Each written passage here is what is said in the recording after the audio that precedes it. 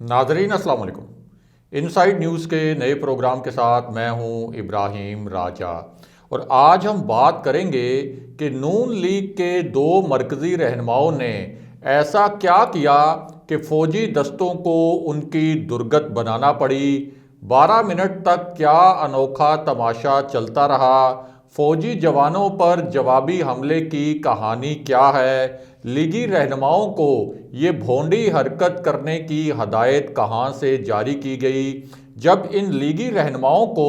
धक्के और डंडे पड़े तो इस सूरत हाल पर मरियम नवाज का क्या रद्द अमल था। मियां नवाज शरीफ को जब लंदन में इस वाक़े की इत्तला मिली तो उन्होंने क्या रिएक्शन दिया। इस पूरे मामले को वज़ीर आज़म इमरान खान से क्यों जोड़ा जा रहा है। प्राइम मिनिस्टर इमरान खान को किस किस्म की इत्तलात मिली थी, ये इत्तलात किन इंटेलिजेंस ज़राए से आई थी और इन इत्तलात पर प्राइम मिनिस्टर ने किस किस्म के फ़ैसले किए। हमारे जिन दोस्तों ने अब तक हमारे चैनल को सब्सक्राइब नहीं किया उनसे हम कहेंगे कि हमारे चैनल को सब्सक्राइब कर लें ताकि उन्हें अहम मालूमात बर वक्त मिलती रहें। अब वापस आते हैं आज के मौजू पर, यानी नून लीग के दो मरकज़ी रहनुमाओं की फ़ौज के हाथों दुर्गत क्यों बनी और 12 मिनट तक किस किस्म का अजीब और अनोखा तमाशा चलता रहा। सबसे पहले आपको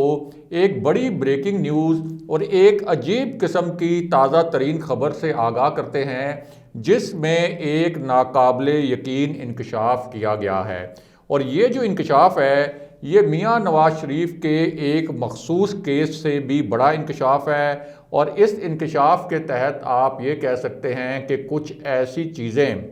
अब सामने आई हैं कि मियां नवाज शरीफ का जो 50 रुपये का एक स्टैम्प पेपर वाला किस्सा था, ये नया मामला उस किस्से से भी बड़ा हो गया है। यानी जिस तरीके से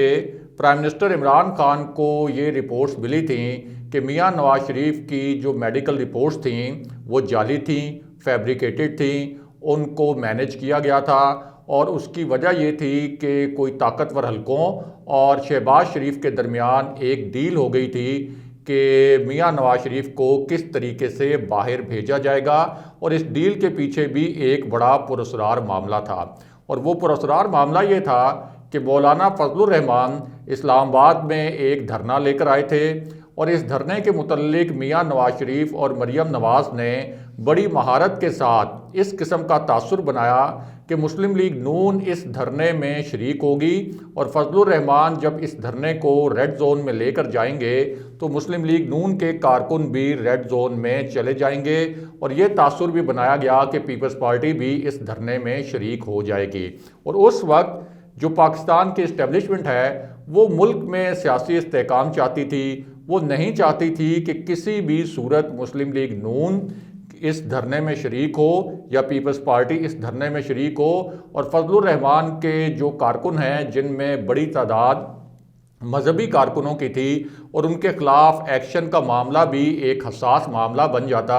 इसी तरह फजलुर रहमान के जो कारकुनों की तादाद थी उसमें कुछ ऐसे कारकुन भी शामिल थे जिनके मुतल्लिक ये बताया गया कि वो पूरी तैयारी के साथ आए हुए थे, उनके पास ऐसे औजार और ऐसी अशिया भी मौजूद थी जिनके ज़रिए वो कंटेनर वगैरह और दीगर रुकावटें हटा सकते थे। तो इसलिए इस्टेब्लिशमेंट उस वक्त नहीं चाहती थी कि ये धरना किसी भी सूरत रेड जोन तक जाए, क्योंकि इस्टेब्लिशमेंट को मालूम था कि अगर ये धरना रेड जोन में चला गया और इसमें मुस्लिम लीग नून और पीपल्स पार्टी भी शामिल हो गए तो फिर फजलुर रहमान के जो मदारिस के बच्चे हैं उनके खिलाफ अगर कोई कार्रवाई की हुकूमत ने तो इसको एक मजहबी मामला बना लिया जाएगा, एक बड़ा हसास मामला बना लिया जाएगा। इसलिए उस वक्त इस्टेब्लिशमेंट की कोशिश थी कि किसी तरीके से इस धरने के मामले को डिफ्यूज़ करवाया जाए। अब इस पूरी सूरत हाल का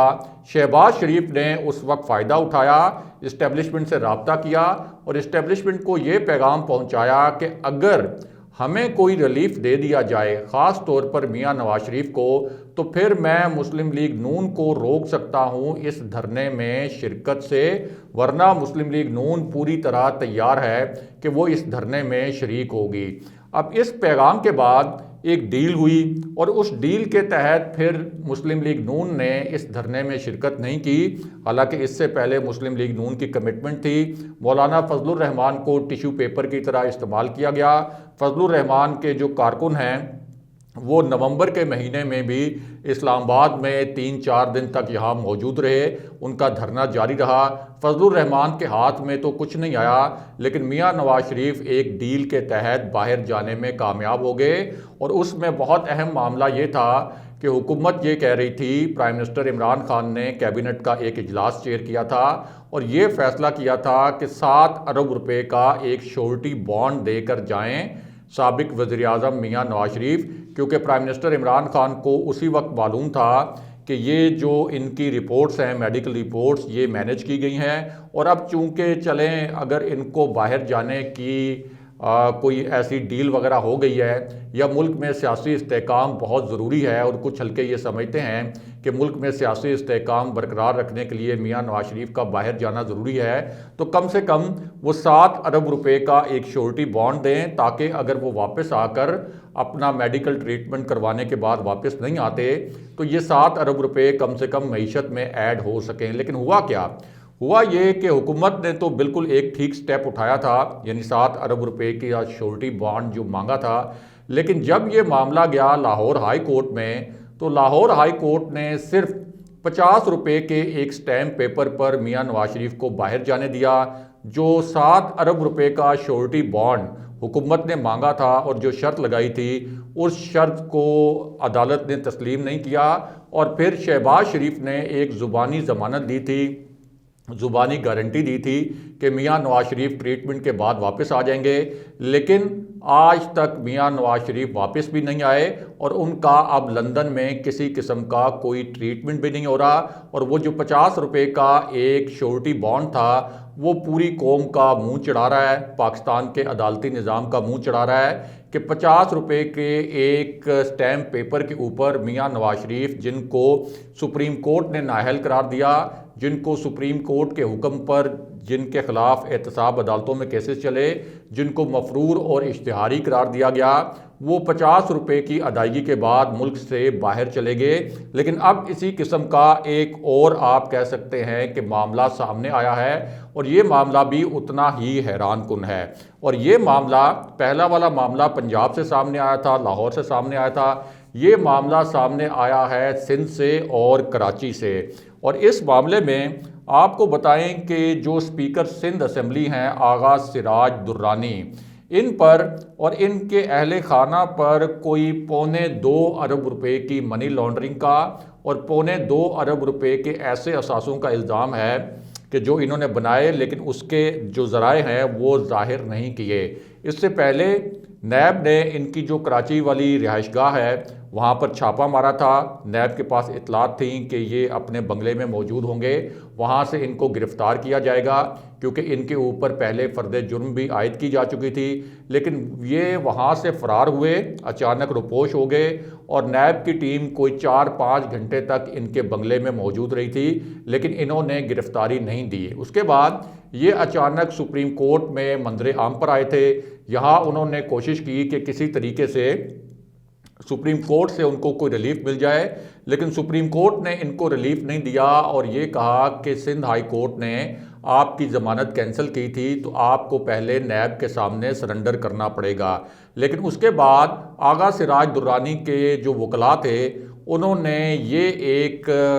درخواست فوری طور پر دائر کی کہ اچھا ٹھیک ہے، آغا سراج درانی گرفتاری دے دیں گے، لیکن یہ گرفتاری وہ کراچی جا کر دیں گے، نیب سے کہا جائے کہ انہیں یہاں اسلام آباد سے اور سپریم کورٹ کے احاطے سے گرفتار نہ کیا جائے، لیکن سپریم کورٹ نے اس درخواست کو بھی رد کر دیا تھا، اور پھر آخری حربے کے طور پر آغا سراج درانی کئی گھنٹے تک سپریم کورٹ کے احاطے میں موجود رہے تاکہ اس گرفتاری سے بچ سکیں، لیکن چونکہ نیب کی ٹیم بھی وہاں پر موجود تھی اس لیے چاروں ناچار آخر کار جب عدالت کا وقت ختم ہو رہا تھا تو آغا سراج درانی کو گرفتاری دینا پڑی۔ لیکن اب اس معاملے میں ایک حیران کن پیش رفت ہوئی ہے، اور یہ ایک ایسی پیش رفت ہے جسے سن کر آپ کے کانوں سے دھواں نکل جائے گا، آپ کے لیے یہ ایک ناقابل یقین بات ہوگی، اور پاکستان کی جو عدالتیں ہیں اور پاکستان کا جو عدالتی نظام ہے اس کی ساکھ پر ایک بہت بڑا سوال کھڑا ہو گیا ہے۔ اور جس طرح سے پرائم منسٹر عمران خان بار بار کہتے ہیں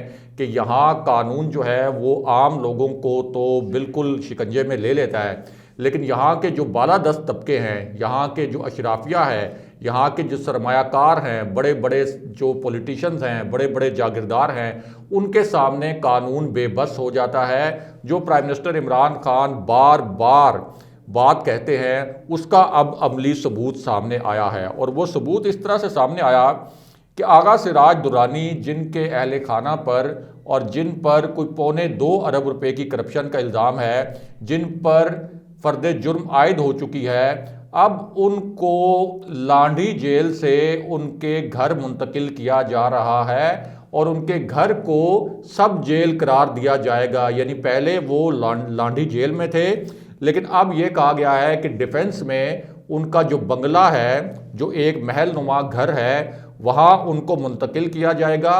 اس گھر کو یہ سب جیل قرار دیا جائے گا۔ وزیر اعلیٰ سندھ نے اس حوالے سے احکامات جاری کیے ہیں، یعنی جیل میں رہنے کے بجائے وہ اپنے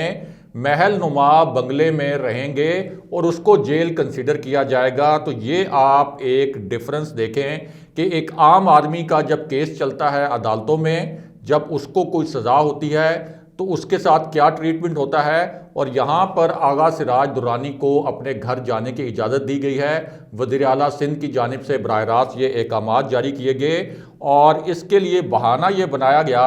کہ سندھ اسمبلی کے اجلاس کے دوران جو اسپیکر ہیں ان کی آمد و رفت میں خطرات جو ہیں وہ کوئی درپیش ہو سکتے ہیں، تو اس وجہ سے ان کے گھر کو سب جیل ڈکلیئر کیا جائے۔ اب آپ ذرا یہ بھی سوچ رہے ہوں گے کہ ان کا اپنا گھر جو کہ ایک محل نما گھر ہے وہ کس طریقے سے ایک سب جیل ہو سکتا ہے۔ تو اس طرح تو باقی جو لوگ ہیں اور ایسے لوگ جو کرپشن کرنا چاہتے ہیں یا جنہوں نے کرپشن کی ہے، ان کے لیے بھی یہ ایک بڑی حوصلہ افزائی ہے کہ آپ کرپشن کریں، آپ کے خلاف شواہد سامنے بھی آ گئے، آپ کے خلاف اگر قانون نافذ کرنے والے اداروں اور احتساب کے اداروں نے کارروائی بھی کر دی تو آپ کو اپنے گھر میں منتقل کر دیا جائے گا اور اس کو بس سب جیل قرار دے دیا جائے گا۔ یعنی آپ اپنے گھر میں مزے سے اپنے بیڈ پر سوئیں گے، اپنے جو آپ کے عالی شان قسم کے ڈرائنگ رومز ہیں، بیڈ رومز ہیں، وہاں پر گھر کے مزے اڑائیں گے، گھر کے کھانے کھائیں گے، اور کسی قسم کی جو ایک مشکل ہوتی ہے جیل میں،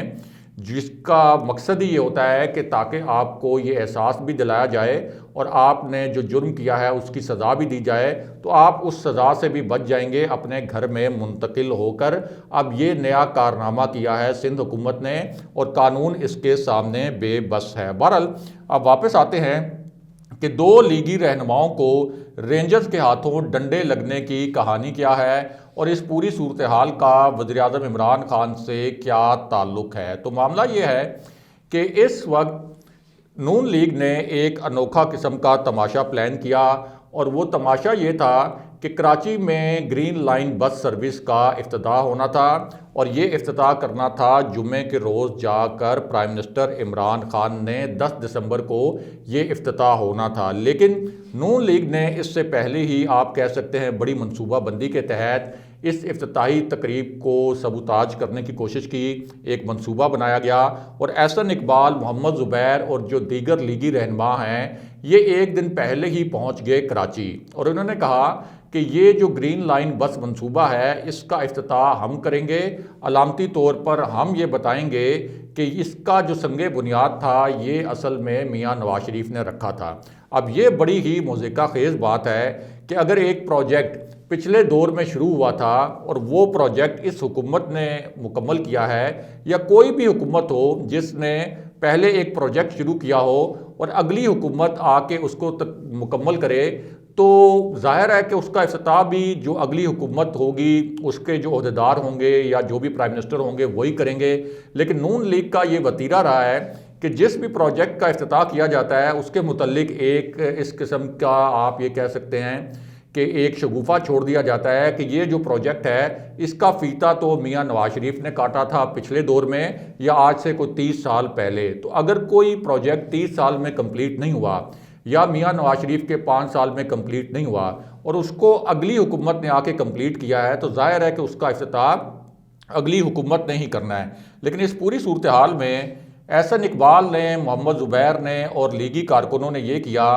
کہ ناظم آباد نمبر 7 میں جہاں یہ ایک گرین لائن منصوبے کا افتتاح ہونا تھا وہاں پہنچ گئے اور زبردستی انہوں نے کہا کہ ہم ایک علامتی نوعیت کا افتتاح کریں گے گرین لائن یہ جو منصوبہ ہے اس کا، تاکہ ہم یہ تاثر بنائیں کہ اصل میں یہ پروجیکٹ جو ہے وہ میاں نواز شریف نے اور نون لیگ نے مکمل کیا ہے. حالانکہ سب جانتے ہیں کہ میاں نواز شریف کے دور میں یہ پروجیکٹ مکمل نہیں ہوا تھا اور یہ پروجیکٹ اب مکمل ہوا ہے. اب اس دوران ظاہر ہے کہ وہاں پر ایک صورتحال پیدا ہو سکتی تھی جس وقت حکومت چاہتی ہے کہ پرائم منسٹر عمران خان یہاں پر آ کے 10 دسمبر کو اس منصوبے کا افتتاح کریں تو وہاں جو پولیس ڈپلائی تھی اور جو رینجر ڈپلائی تھی انہوں نے پہلے بڑا پولائٹلی ان کو روکنے کی کوشش کی کہ آپ اس مقام پر نہیں آ سکتے، یہاں پہ پرائم منسٹر نے بھی آنا ہے. اور ظاہر ہے کہ یہ ایک اب حکومتی معاملہ ہے، سرکاری معاملہ ہے، تو آپ کس طرح سے کہہ سکتے ہیں کہ ہم نے اس کا افتتاح کرنا ہے. پھر آپ اتنے کارکن لے کر آ گئے جن میں خواتین جو ان کی کارکن تھی وہ بھی شامل تھیں. تو پہلے تو جو نون لیگ کے کارکن تھے اور رینجرز اور پولیس ان کے درمیان تلخ کلامی ہوئی، لیکن جب یہ تلخ کلامی حد سے بڑھائی گئی اور یہ کہا گیا کہ ہم نے ہر صورت یہ علامتی افتتاح کرنا ہے تو اس کے بعد پھر رینجرز نے بھی وہاں مزاحمت کی، پولیس نے بھی مزاحمت کی اور رینجرز وغیرہ کو اور جو پولیس کے اہلکار تھے ان کو نون لیگ کے کارکنوں کی جانب سے دھکے وغیرہ بھی دیے گئے. لیکن اسی دوران جب رینجرز نے جوابی طور پر نون لیگ کے کارکنوں کو دھکیلا تو احسن اقبال بھی موجود تھے، محمد زبیر بھی موجود تھے، ان کو بھی پھر جوابی طور پر دھکے وغیرہ دیے گئے، ایک ڈنڈا بھی لگا. پھر احسن اقبال کو یہ جو ساری وہاں پہ صورتحال پیدا ہوئی اور اسی طرح محمد زبیر کو بھی وہاں دھکے وغیرہ لگے کیونکہ جو ایک صورتحال پیدا کی تھی خود احسن اقبال نے، محمد زبیر نے، اس کا پھر ایک وہاں پر ریئیکشن آیا. اب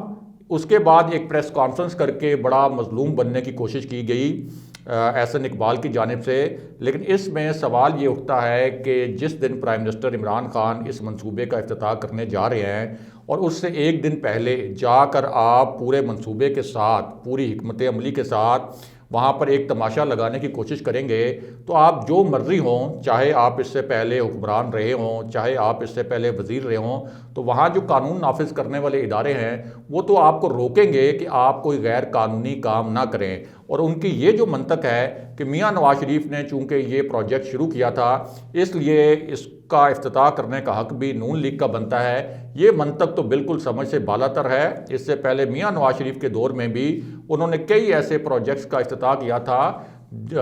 جن اس کا آپ یہ کہہ سکتے ہیں کہ ایسے پروجیکٹس تھے جو اس سے پچھلی حکومتوں میں شروع ہوئے تھے لیکن میاں نواز شریف نے اس کا فیتہ کاٹا. تو ظاہر ہے کہ جس حکومت میں وہ پروجیکٹ کمپلیٹ ہوا، یہ حکومت جب وہ بسیں وغیرہ لے کے آئی تو اسی حکومت کا حق بنتا تھا کہ اس منصوبے کا افتتاح کیا جائے. لیکن نون لیگ نے اس منصوبے پر ایک سیاسی ڈرامہ کرنے کی کوشش کی جس پر احسن اقبال اور محمد زبیر کی درگت بھی بنی اور اب وہ مظلومیت کا ڈرامہ رچانے کی کوشش کر رہے ہیں. اگلے پروگرام تک کے لیے خدا حافظ.